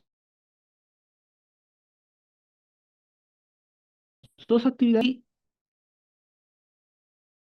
inicio, fin, rara, pero existe. Y esto tiene que ver con que cuando comienza una actividad, termina otra que es dependiente. No se me ocurre ningún ejemplo, pero son raras. Planificar de esa manera, uno lo hace cuando tiene que hacer algún arreglo de fechas, pero no se me ocurre ninguna actividad donde cuando yo defino la fecha de partida, la otra tiene que terminar. Generalmente es al revés, fin e inicio. Bien, algunos conceptos que tenemos que, ¿cómo se me adelantan ustedes? Estoy viendo aquí el chat y se me adelantan rápidamente como lo vamos explicando. Ya, la ruta crítica, el critical path, es una secuencia de actividades que no tiene holgura. Vale decir, si se atrasa una, se atrasa todo el proyecto. En la CAN se suele marcar en rojo porque nada dice peligro más que el color rojo, sin hacer ninguna alusión política, por supuesto. En la carta Gantt se define con el color rojo cuál es la línea, la ruta crítica. Vale decir que son actividades que si no se desarrollan en el plazo que está en el programa, generalmente van a arrastrar a todas las otras actividades hacia adelante. Entonces, cuando uno tiene un montón de actividades que hacer, lo primero que se fija es la línea crítica. ¿Dónde están las actividades que si no parten ni se terminan en el plazo estipulado, van a generar atrasos? ¿Uno puede tener desviaciones dentro del programa? Sí, puede tenerlas, pero ojalá que sean actividades que no están dentro de la línea crítica. Entonces, dicho eso, ¿dónde está la holgura? La holgura o flotación es el tiempo que una actividad puede retrasarse sin afectar la fecha final del proyecto. La holgura es el colchoncito que uno tiene. Por ejemplo, cuando usted tiene un examen la próxima semana, supongamos que tiene un examen el día miércoles 3 de diciembre, y usted tiene que estudiar y sabe que se le va a demorar 8 horas en estudiar. Hasta la próxima semana queda nada. Entonces, usted tiene una holgura. Usted puede partir estudiando hoy día y va a llegar con el conocimiento el día jueves. Pero también podría estudiar el día domingo y ya le queda menos tiempo. Pero si no estudia el día martes en la mañana, ya no llegó. Entonces, a lo que me refiero es que esa actividad tiene holgura. Usted puede estudiar de aquí hasta el próximo martes, pero no se le puede pasar del martes porque si no se transforma en línea crítica, de ahí es peor porque no va a alcanzar a cumplir con el plazo ni con el objetivo. Entonces, a eso me refiero con holgura. Cuando usted puede desarrollar una actividad y tiene tiempo para desarrollarla antes que convierta crítica. Ahora, ojo, porque las holguras, cuando se acaban, se convierten en tareas críticas. Y muchas veces, cuando uno tiene una programación y tiene holguras y se empieza a comer estos colchoncitos, termina con puras tareas críticas. Entonces, hay que tener ojo con las holguras.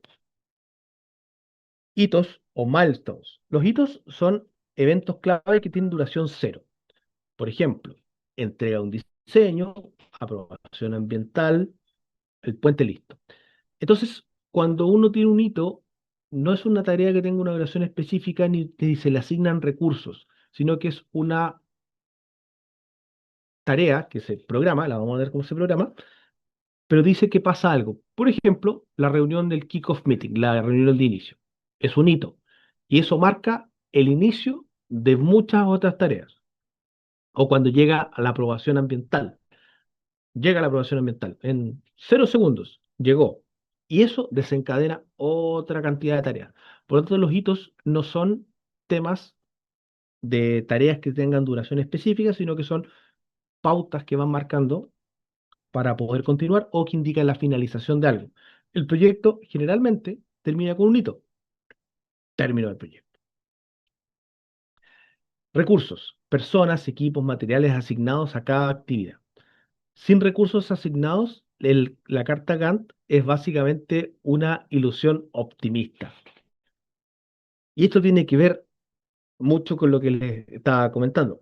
Cuando uno planifica la carta Gantt, le asigna los recursos. Y al asignar el recurso, uno dice, ok, tengo una actividad que dura 200 horas. Si yo no tengo disponibilidad de recursos para esas 200 horas, justamente la actividad de Gantt es una ilusión, porque no tengo cómo cumplirla, porque se demora 200 horas en el gráfico, pero si no tengo el recurso para cumplir con esa tarea y tengo 50 horas solamente disponibles, no voy a llegar. Entonces, los recursos son igualmente importantes como son la duración, también son los recursos. Y el resto es una ilusión solamente que está ahí gráficamente, pero no les va a funcionar. 9. Curva S o avance físico. Ya. Esto no necesariamente se ve en la carta Gantt. Generalmente hay que extraer los datos y verlos en Excel, es lo que normalmente se hace, que tiene que ver con la curva de avance. Y las curvas de avance, ¿por qué tienen forma de S? Porque cuando parte el proyecto, se avanza poquito, muy poco, avanza el tiempo y después se empieza a avanzar y se toma una curva de avance que, digamos, tiene una pendiente como del 100%, de 45 grados, y después cuando se te va terminando el proyecto, tiene una curva de avance más pegada que sin avance, o sea que se avanza menos ejecución, pero se gastan menos horas. Entonces, em, lo primero que uno tiene que graficar cuando hace, y ahí creo que pasó la pregunta, la vi de reojo, ¿cuándo se establece la línea base? La línea base se establece al principio del proyecto. Cuando tú haces tu carta Gantt, tienes tu ejecución, tienes los plazos, tienes los recursos, tienes todo cargado, tú dices, esta es mi línea base, contra esto me voy a medir. Y tiene que ver con que me pasa con muchos proyectos que dicen, ya, pero vamos a ajustar la curva. A ver, tú puedes ajustar la curva, efectivamente, pero ajustar la curva no es cambiar la línea base, perdón, porque cambiar la línea base es mentirte. Pues si tú cambias la línea base, ¿contra qué te vas a medir? Te vas a medir contra algo que modificaste. Entonces, la línea base no se cambia, nunca. En todo el desarrollo del proyecto, nunca se cambia, porque nunca vas a saber si terminaste bien o terminaste mal si vas cambiando la curva todas las semanas. La línea base no se cambia. Por lo tanto, al principio del proyecto, uno tira una estimación, tiene todo listo, el presupuesto, recursos, línea base. Y contra eso te vas midiendo. Luego, contra la línea base, tú vas viendo el avance real. Cuántas tareas he ejecutado, cuánto es el avance ganado, cuánto es el costo gastado versus lo planificado, y tú vas viendo dónde se va moviendo. Y con eso se sacan las variaciones. Generalmente, las curvas, como aparece acá, tienen tres componentes. Tienen la programación, que esta es la curva central, lo realizado y el valor ganado. Porque no siempre lo realizado tiene que ver con el valor ganado. Muchas veces tú te puedes gastar más horas, por ejemplo, que te equivocaste en el rendimiento, y vas gastando más horas de lo que habías presupuestado, pero no puedes cobrar esas horas porque no son horas ganadas, sino que son horas gastadas. Y ahí es donde el PF de tu proyecto se te va lejos. Entonces, por eso yo les digo que cuando uno hace la planificación de las horas, ojalá sea lo más real posible, porque cuando uno gasta más horas de las que gana, se lo pongo en sencillo. Yo presupuesté que la fundación de esto que estábamos, de la casa, eran 200 horas. Y el cliente me va a pagar el equivalente a 200 horas. Pero si yo me demoré 400 horas en ejecutar el mismo entregable, El cliente solo me va a pagar 200, lo que dice que yo voy a tener una desviación de la curva de 200 horas. O sea, gasté más de lo que gané. Y eso es parte del rendimiento. Entonces, cuando uno tiene esa información, dice, bueno, ¿qué hago? Ya, trato de demorarme menos para la siguiente, programo mejor, etcétera. Se puede hacer gestión, pero no me las van a pagar porque no es hora ganar. Exacto. Y la línea base, como dije, es la versión congelada del cronograma aprobado y todo se compara contra ella para ver por qué sí o por qué no. Entonces, esos son los conceptos que ustedes tienen que tener claro de cómo se hace la carta Gantt y cuáles son los 10 conceptos que deben dominar para que hablemos todo el mismo idioma de cuando estamos revisando una carta Gantt.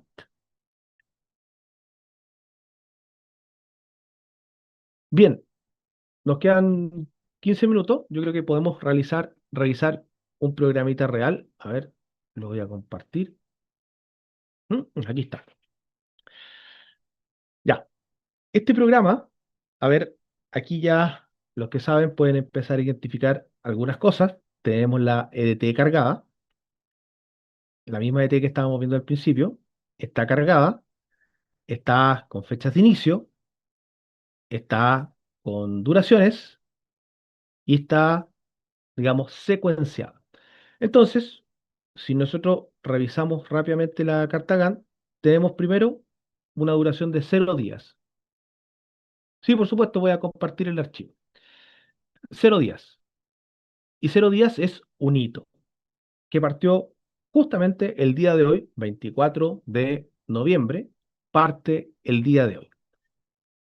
Una vez que se ejecuta eso, parte la obra siguiente, que son los estudios geotécnicos que tienen una duración de 5 días. Y mira, aparece aquí en este es MS Project, por si alguien no lo conoce. MS Project tiene, al igual que Primavera y cualquier otro software de programación, son todos muy parecidos, tiene capacidad de mostrarme cuál es la holgura, o Slack en inglés. Aprovechamos de mostrarles cómo se ejecuta en inglés. Se llama Slack, donde muestra esta pequeña barrita que indica efectivamente que el estudio geotécnico efectivamente podría demorarse 5 días más y no pasa nada, no impacta, no impacta. Por ejemplo, ven que el estudio no es crítico, pero hagamos una maldad y pongámosle que dura 10 días. ¡Pum! Y se volvió crítico. ¿Ven a lo que me refiero? Es que cuando las tareas no son críticas, uno se puede demorar más días, tiene este colchoncito,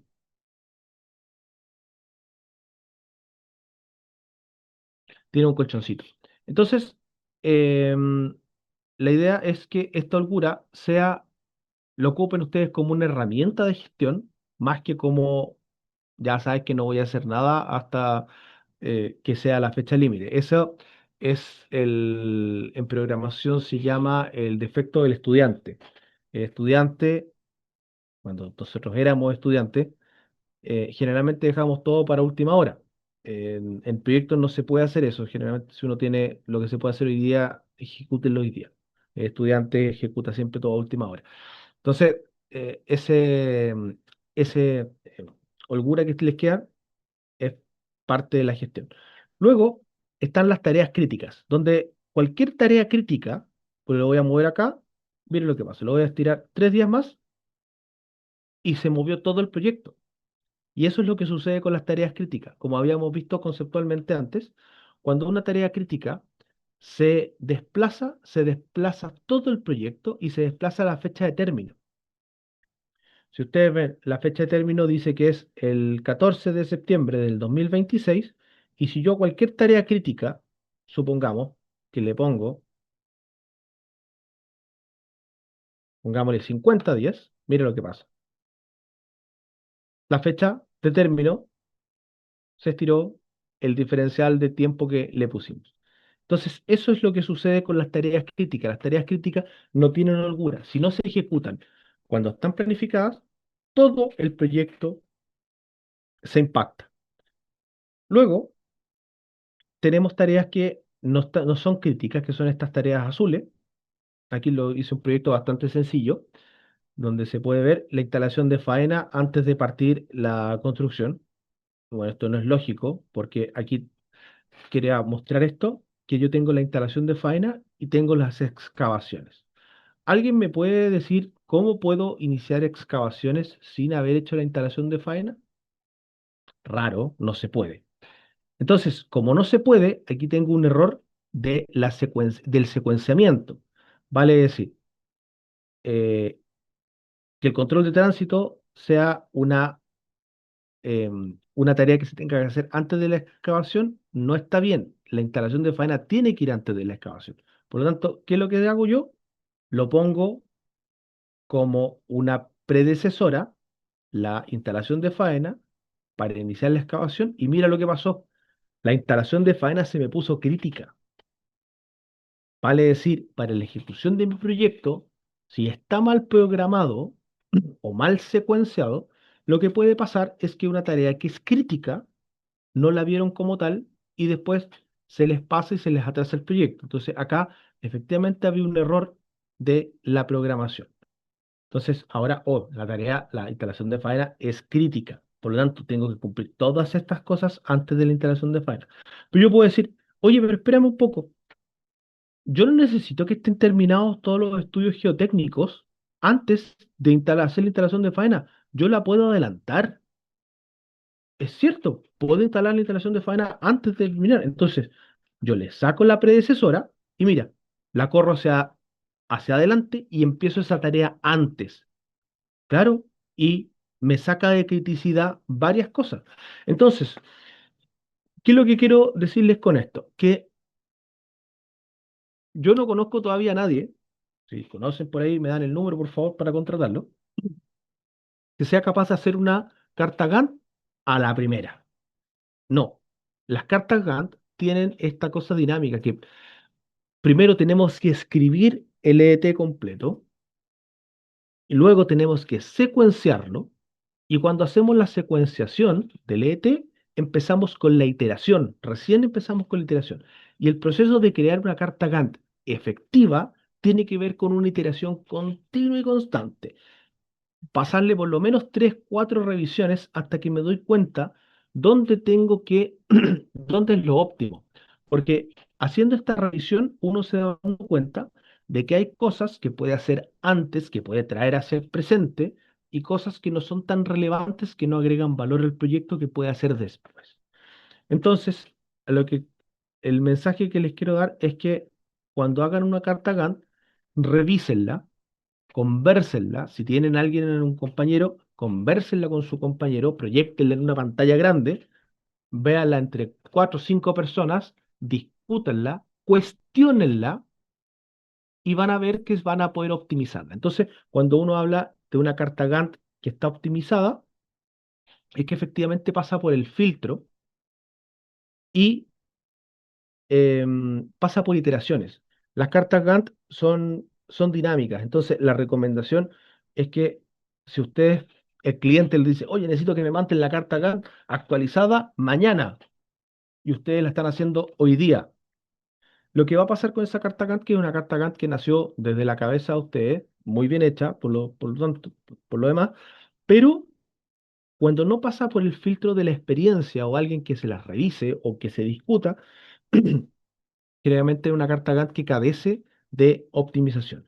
Y finalmente, con lo que le quiero comentar, es algo que vimos al principio, que cuando uno hace el EDT y la carta Gantt, desarrolla la estrategia. ¿Y por qué es esto? Cuando uno está mirando esta carta Gantt, dice, a ver, parto con ingeniería, haciendo estudios topográficos, haciendo estudios geotécnicos y viendo los permisos. Entonces, voy diciendo, ok, y la estrategia, despejar el área. Oye, pero ¿por qué si voy a hacer un estudio topográfico, por qué no despejo primero el área y después hago el estudio topográfico? Oye, me hace sentido. Entonces, todo esto que uno va viendo, que le hace sentido cuando lo escribió, pero después cuando lo revisa y le da otra vuelta de tuerca, es lo que se llama la estrategia del proyecto. Entonces, cuando ustedes hacen la carta Gantt, intrínsecamente están estableciendo la estrategia de cómo van a desarrollar el proyecto. Entonces, yo como jefe de proyecto, cuando desarrollo estas cartas Gantt, me voy imaginando en mi cabeza que lo que va primero, que lo que va después. Y esta es la forma gráfica de verlo. Por lo tanto, cuando uno ve esta carta Gantt, yo la hice rápido, no le di mucha vuelta, porque precisamente le quería mostrar que cuando uno la va revisando, se va dando cuenta de que siempre hay capacidad de optimizar, de dar vuelta, decir ya esta actividad la voy a desarrollar antes, la voy a desarrollar después, etcétera. Por ejemplo, que habíamos puesto que la instalación de file la vamos a hacer antes, eh, podemos despejar el área, por lo tanto, esta actividad, el estudio topográfico la puedo poner después de la actividad número 8. No me va a dejar porque está amarrada, perdón, acá.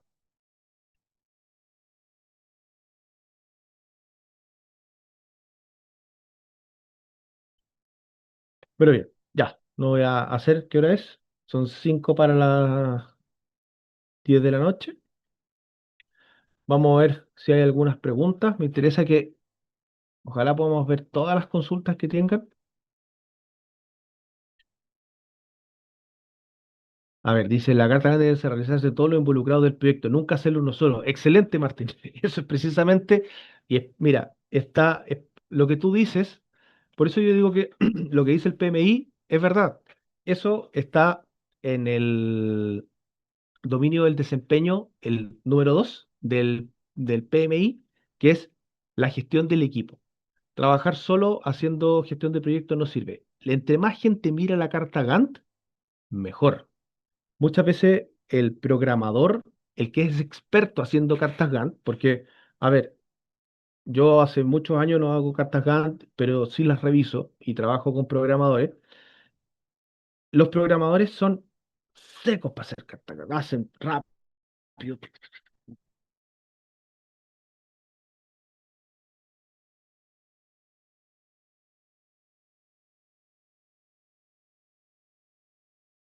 máquinas para hacerlo.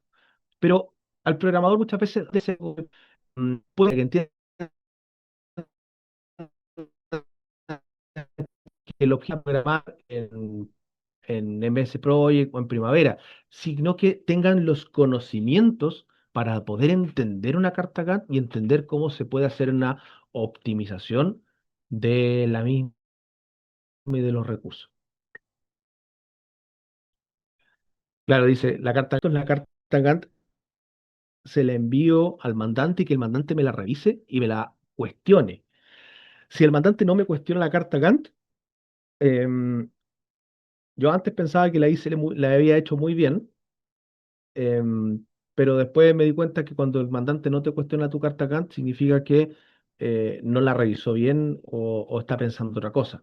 Porque la carta Gantt que no es cuestionada significa que después se va a empezar a dar cuenta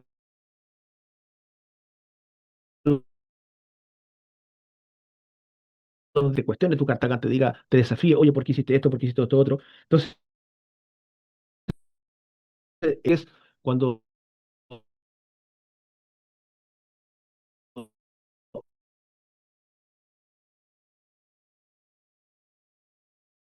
a uno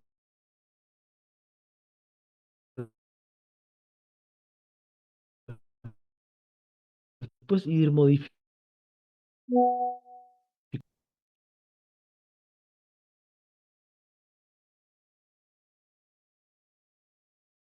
la predecesora de haber sido la número 3. ¿Existe algún enlace que pueda utilizar desde el teléfono en el terreno mismo? Enlace. No entiendo la pregunta. Después ejecuta la mejor ahí, Alejandro, para ver si la puedo entender. Ejemplos prácticos con Project. Sí, en Internet, en YouTube, tú vas a encontrar 500.000 ejemplos prácticos de cómo trabajar con Project. ¿Por qué comentó que la primera partida de la carta Gantt no afecta en la ruta crítica? Ah, no. Lo que dije que la primera partida era un hito que tiene una duración cero. Efectivamente, si el hito dice que partir el 24 y yo lo corro para el 25, afecta, porque los hitos, por definición, son tareas críticas. Puedes compartir el archivo de proyecto, sí, lo voy a dejar cargado. Estoy en proyecto donde la Gantt, donde el mandante se puso a reír. Y a veces pasa eso que no sé por qué se reído, porque era muy optimista o era muy pesimista. Generalmente el mandante se ríe porque dice, oye, pero con esos plazos lo hubiese adjudicado a otro. Em, Nada más que uno hace los plazos reales solamente. Uno puede presentar una curva S, estoy licitando un proyecto, mientras más tareas es mejor o se pueden agrupar. Ya, lo que pasa es que las curvas S tienen que ver con el avance del proyecto, no tanto con la cantidad de tareas. Tú puedes hacer una curva S con tres tareas. Tarea uno, tarea 2, tarea 3. Y con la no te va a quedar una S, te va a quedar una cosa media recta. Pero em, la curva S no se hace mejor con más tareas, se hace en función del avance que tú le quieras dar.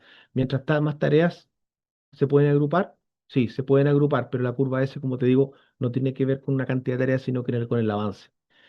Si tienes un proyecto de aproximadamente 2 años, lo puedes desglosar en una carta Gantt a 3 meses y seguir actualizándolo.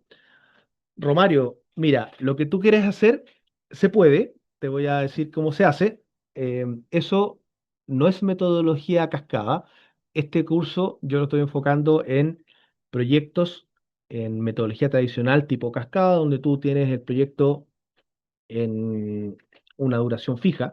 Lo que tú quieres hacer se llama metodología ágil, donde tú no sabes el final del proyecto, sino que vas, que se llama por eh, se llaman, que son ciclos, que son los scrums, que tú vas incrementando tu alcance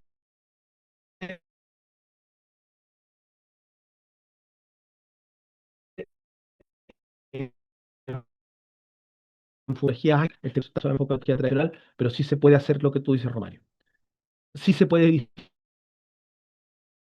dividir en fases, pero cuando tú no conoces el resultado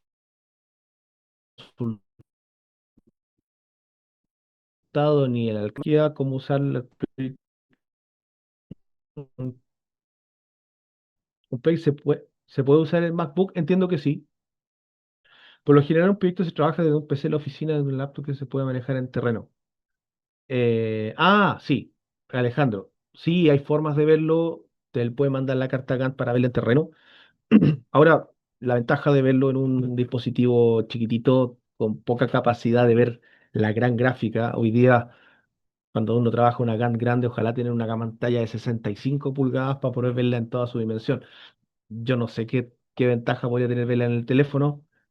Yo creo que ninguna. O sea, entre más grande uno ve la carta Gantt, porque son miles de tareas, así que si te puedes conseguir un teléfono de 65 pulgadas y ver la carta Gantt en terreno, sí, pero no creo que sea una ventaja en mis años, nunca se me ocurrió ver una carta Gantt en el celular. ¿Cuál es la diferencia entre un planificador y un programador de obras? Excelente pregunta. Nicolás, un programador un- es generalmente alguien que es bueno utilizando el software. Un tipo que tú lo sientas y agarra el Primavera, el Excel o lo que sea y programa las tareas, sabe hacer los links, que estaba primero, va después, le asigna los recursos, todo. Eso lo hace un programador. El planificador, que es lo que yo les estoy invitando a que ustedes puedan aprender en este curso, es entender cuál es la lógica de qué es lo que va primero, qué es lo que va después, cuál es la estrategia y cómo poder armar el proyecto de la mejor forma y que sea eficiente. Pasa que los programadores con el tiempo se transforman en planificadores y son gente maravillosa cuando dice, hoy tengo un programador que tiene 30 años de experiencia. Ese tipo es un planificador nato, ya sabe exactamente qué es lo que va primero y qué lo va después porque tiene mucha experiencia. Pero la diferencia del planificador con el programador es precisamente que uno es bueno en el software y el otro es bueno y teniendo la estrategia en la cabeza.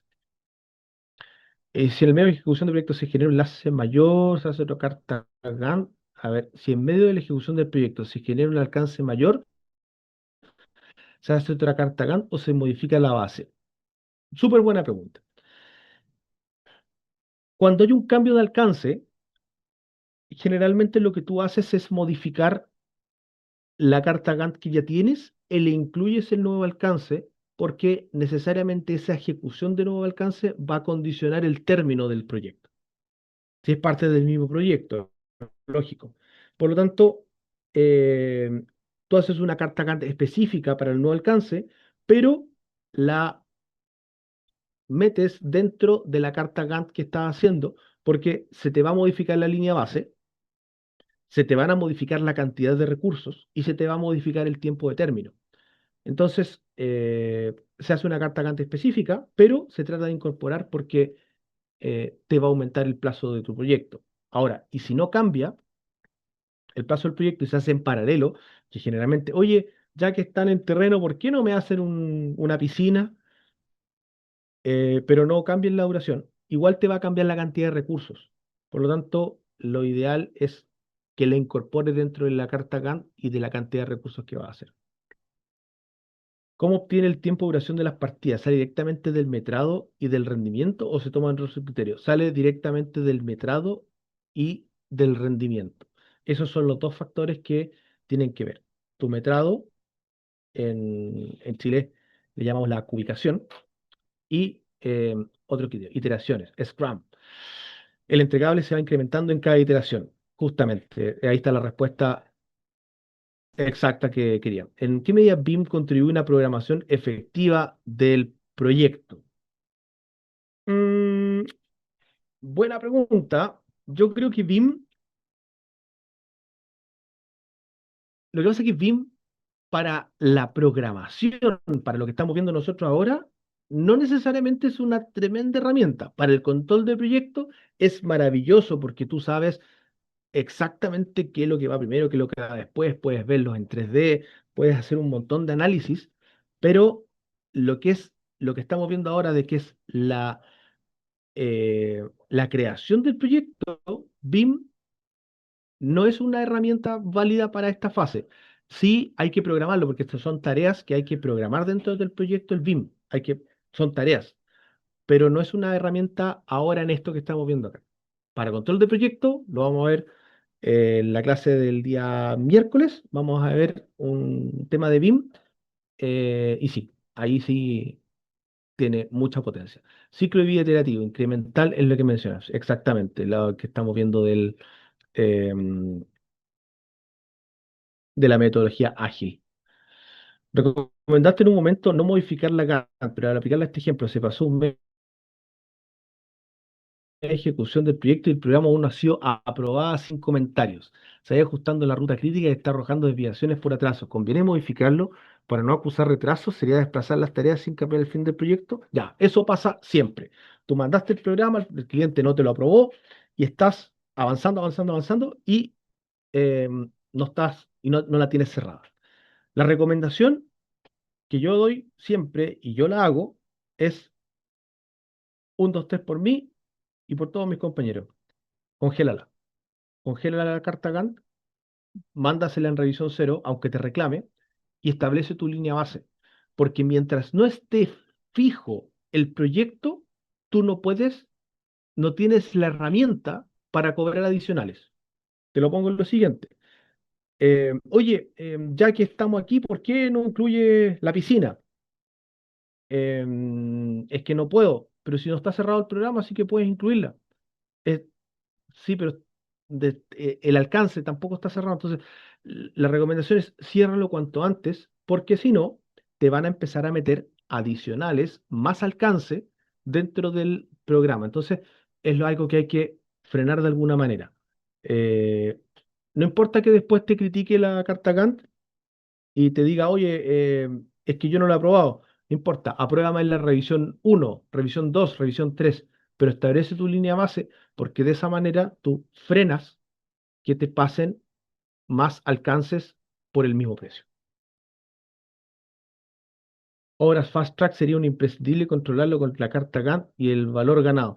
Efectivamente, el Fast Track, cuando tú tienes ingeniería, compras y ejecución simultáneo, tú tienes que llevarlo, pero preciso cómo van cada uno de los tres componentes, porque el problema del Fast Track es que cosas que generalmente eran secuenciales se hacen en paralelo, por lo tanto, tu línea crítica se incrementa más.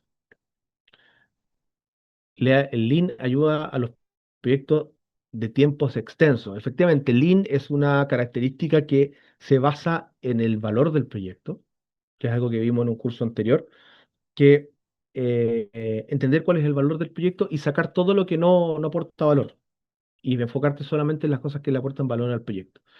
Todo esto entregarle digitalmente físico queda a disposición cliente, empresa, consultoría o está presente para que el equipo de trabajo eh, no, entre más gente conoce esto, mejor. Si el mandante lo tiene en línea y sabe perfectamente qué es lo que va avanzado, entre más reportabilidad, digamos que es mejor. En Perú está normado que la programación de obra debe ser con la metodología PERT-CPM. Mañana vamos a ver eso. Sí. La carta GAN original, proyecto adjudicado, me doy cuenta que el EDT se metieron varias actividades. ¿Es posible modificarla durante la ejecución? Sí. Sí, por supuesto. Esto es dinámico. Ahora, si no incluiste alguna tarea, implica que se te quedaron recursos afuera. Y eso es peligroso, porque generalmente va a tener que tener un aumento de alcance.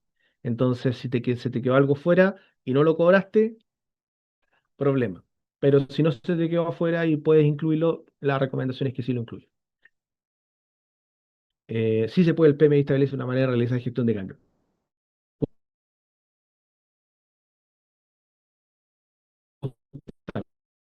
Yo sí lo voy a subir, en qué medida el bien contribuye, lo habéis visto. Eh, Me recomienda una hora medida con. ¿Qué me recomiendas por una hora medida con tiempo muy ajustado?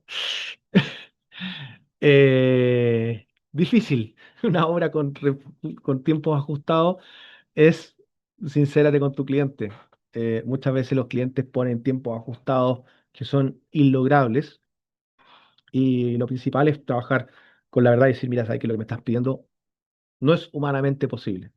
El cliente insiste, se van a reír con lo que digo, pero insiste que si uno quiere tener un bebé en 9 meses, una mujer, y dice, oye, pero si le ponemos 3 mujeres más, ¿me lo pueden sacar en 5? Eh, no, no funciona así. Así es que es precisamente con lo que tenemos que lidiar los jefes de proyecto siempre, que el cliente jura que si yo le pongo más recursos a una tarea, la voy a sacar más rápido. Pero no, hombre, si no se puede. Entonces, conversar con tu cliente y dile que los bebés se gestan en 9 meses y no en 5 por más recursos que tú le pongas. Bien, nos pasamos un poquito de la hora. Estuvo bastante entretenida la clase de hoy. Yo la disfruté mucho, así que espero que ustedes también. Mañana vamos a seguir ahondando en términos de programación, de cartas Gantt, y ya el día miércoles y jueves vamos a ver control de proyecto. Así que, muchachos, les agradezco mucho su tiempo. Qué alegría ver que se quedaron todos hasta el final. No sé cuántos somos, pero creo que son